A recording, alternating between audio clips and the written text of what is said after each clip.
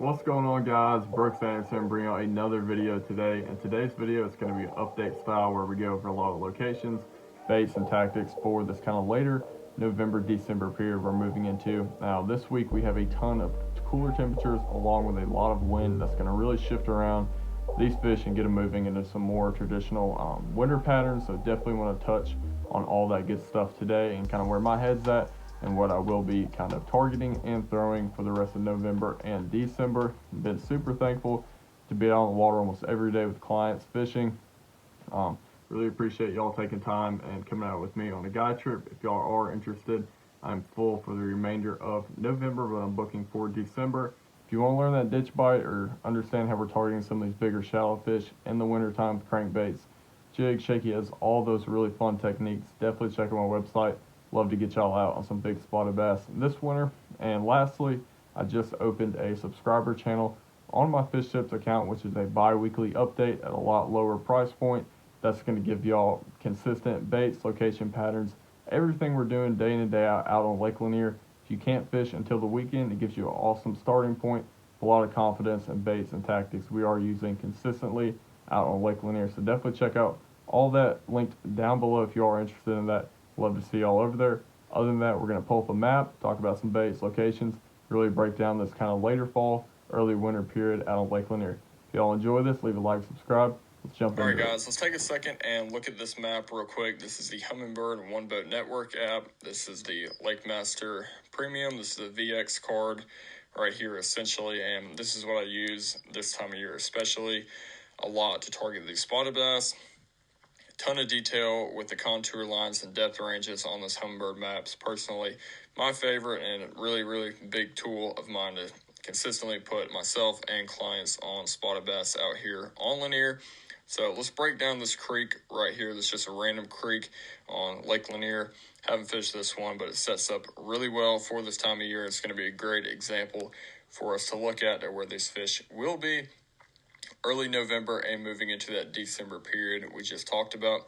So as we can see right here, we have a river channel that's running in here, and then immediately we are faced with a hard secondary point right there with some gradual contours.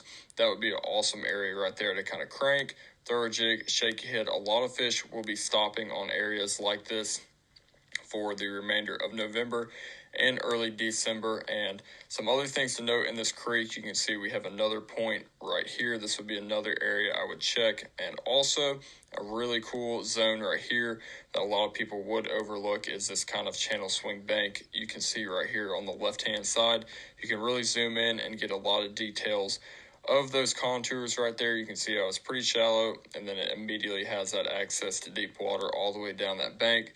That'd be a really good area for a crankbait, jig, and a worm, similar to the secondary point right there. Now, as it gets colder, these fish will actually begin to get in the heart of this ditch right here. This is a really good example. As you can see, we have it starting out here on the main lake and funneling down all the way into this pocket. I love to check all these little ridges right here. As you can see, that's little areas that they'll set up on. But as we get into that December period, we're actually going to be fishing the heart of this ditch right here, looking at timber, bait, suspended fish, all that. And a lot of the times I will start shallower back into some of these areas, like right here. As you can see, got that 30 feet zone all the way to that green. Once we hit that green, then we know we're in 20 feet of water. And a lot of times in the mornings, I'll even start less than 20, throwing a swim bait, a worm, all that kind of stuff. A lot of fish get really shallow in the morning, and will kind of work their way back out as that sun progresses. If you get a cloudy day, definitely expect those fish to be a lot higher in that water column and kind of just floating around. They're not going to be as specific to that timber or rock on a cloudy day as they would a sunny day, but definitely the same type of areas will play. Now, one thing to remember when you are fishing the actual ditch right here that we kind of highlighted a second ago, definitely don't be scared to check out some of these small fingers.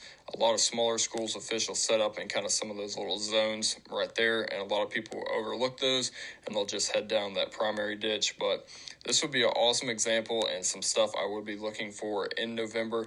As you can see, we've got a lot going on just in this one pocket right here, and this would be a really high percentage area for November and December. Really like the way this one lays out. It's got 3 fingers. in the back with that still main ditch and river channel running in right there. And as you can see, we got that high percentage secondary point right there. We've got a couple more smaller ones towards the mouth. Definitely would check those out. And then even in this little pocket to the right here, you can see we got a shoal right there.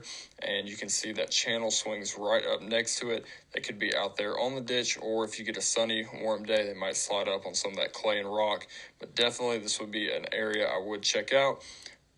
Not necessarily this creek, but something similar to this with these kind of components and ideas are things I will be looking for in November and December. So hopefully this visual kind of helped y'all break down what I'm actually looking at on the map, and definitely would be some solid areas for that later fall, early December period we're about to move into.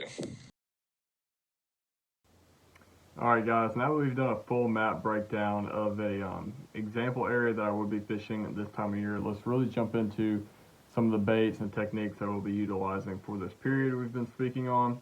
So for those deep ditch fish, I'm going to have a couple things on the deck. Really love a smaller swim bait or a Demiki rig for those fish that are kind of suspended.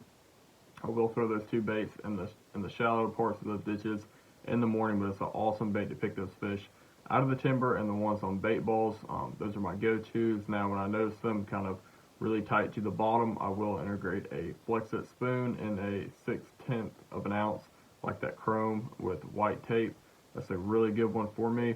So those are a couple of baits I will be using for the actual ditches out there over 60, 70, 80 feet of water for those suspended fish, and a little bit shallower back in the backs in the morning for sure. Those are always producers in December for me.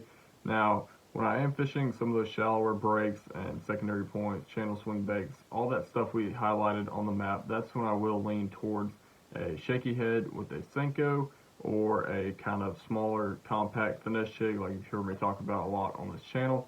And also that rock crawler will be one you will need tied on, definitely on those warmer days, or whenever you've got some wind and just some disturbance on the water. That's when I'll lean towards that crankbait to catch some really quality fish. It's not really a bait you're going to go out and catch a ton of fish on. There are days you absolutely can, but for the most part, the quality that eats a rock crawler is really high, similar to that jig.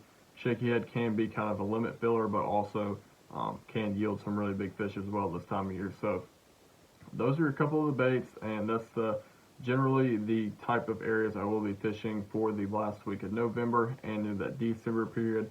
And that's all the real kind of fundamentals of how it works, and just some of the baits, locations, all that. If y'all are interested in seeing it happen firsthand and kind of my process of breaking down that map, picking certain baits and kind of growing your confidence with that, love to have y'all out on the water on an extra guide trip. If you can't, definitely check out that Fish Tips down below for my new subscribers channel. I'd love to get that up and started and growing. So really appreciate y'all taking the time to watch this video.